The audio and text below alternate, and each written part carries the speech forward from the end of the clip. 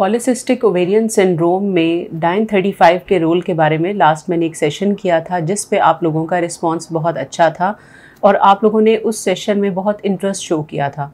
बहुत से क्वेश्चंस आए थे जिनमें सबसे इम्पॉर्टेंट क्वेश्चन ये था कि डाइन-35 को कितने अरसे तक सेफली यूज़ किया जा सकता है। आज का सेशन डाइन-35 के कितने अरसे तक यूज़ करने के बारे में है।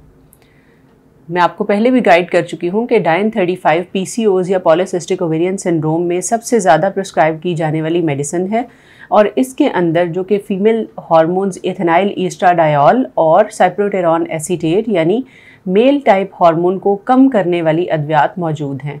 यही वजह है कि डाइन-35 को PCOS के पेशेंट्स में मल्टीपल यूजेस के लिए यूज़ किया जाता है, जिनमें पीरियड्स की इरेगुलरिटी, एक्नी, बालों का बढ़ जाना और जो वेट गेन है उसके ट्रीटमेंट के लिए यूज़ किया जाता है।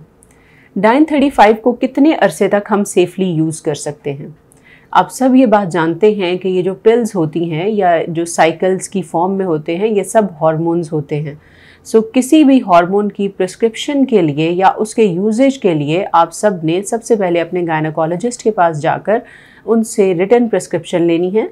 गायनेकोलॉजिस्ट जब आपकी प्रॉपर हिस्ट्री लेंगी और आपको एग्जामिन करेंगी तो वो बहुत से रिस्क फैक्टर्स को रूल आउट कर लेंगी, क्योंकि बहुत सी ऐसी कंडीशंस हैं जिनमें हम हार्मोन्स प्रिस्क्राइब नहीं कर सकते। अगर आपकी डॉक्टर मुनासिब समझे तो 3 से 6 महीने के लिए अमूमी तौर पे डाइन-35 को प्रिस्क्राइब किया जाता है और इस टाइम पीरियड के बाद ब्रेक दी जाती है ताकि देखा जा सके कि पीरियड्स रेगुलर हो गए हैं या नहीं हुए। लेकिन एक्नी और हर्सिटिज्म का प्रॉब्लम अगर ज़्यादा हो तो डाइन-35 को 1 से 2 साल तक के तवील अरसे के लिए भी यूज़ किया जा सकता है। एक चीज़ यहाँ पे मैं आपको बहुत ज़्यादा क्लियर कर दूँ कि डाइन-35 एक कॉन्ट्रासेप्टिव मेडिसिन है, यानी इस मेडिसिन के इस्तेमाल से वक्फा भी हो जाता है। तो अगर कोई पेशेंट जो कि मैरिड है और वो प्रेगनेंसी चाहता है तो हमारी कोशिश होती है एज अ ट्रीटिंग फिजिशियन कि इसके यूजेज को जितना कम से कम किया जा सके हम करें।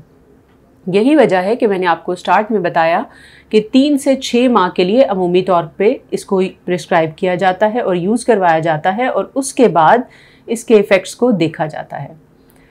डाइन-35 के साइड इफ़ेक्ट्स के बारे में मैं आपको गाइड करूं कि इसके सम जो इम्पॉर्टेंट साइड इफ़ेक्ट्स हैं उसमें वेट गेन है, उसके अलावा ब्रेस्ट टेंडरनेस है, ब्लॉटिंग की फीलिंग है और समटाइम्स मूड चेंजेस और हेडेक्स भी रिपोर्ट किए जाते हैं। इसका एक बहुत important side effect deep veins के अंदर खून का जम जाना है, जिसके लिए डॉक्टर से मिलकर तो इस मेडिसिन की प्रिस्क्रिप्शन बहुत ज़रूरी है। एक चीज़ मैं हर सेशन के बाद क्लियर करती हूँ कि आपने अगर कोई भी मेडिसिन प्रिस्क्राइब करवानी है तो उसके लिए आप अपने करीबी गायनेकोलॉजिस्ट के पास जाएं। वो आपकी डिटेल्ड हिस्ट्री लेंगे, आपको एग्जामिन करेंगे और अगर उन्हें मुनासिब लगेगा तो वो एक स्पेसिफिक मेडिसिन को प्रिस्क्राइब कर सकेंगे। मैं उम्मीद करती हूँ कि डाइन-35 के बारे में ये सेशन भी आप लोगों के लिए बहुत हेल्पफुल साबित होगा। Thank you very much.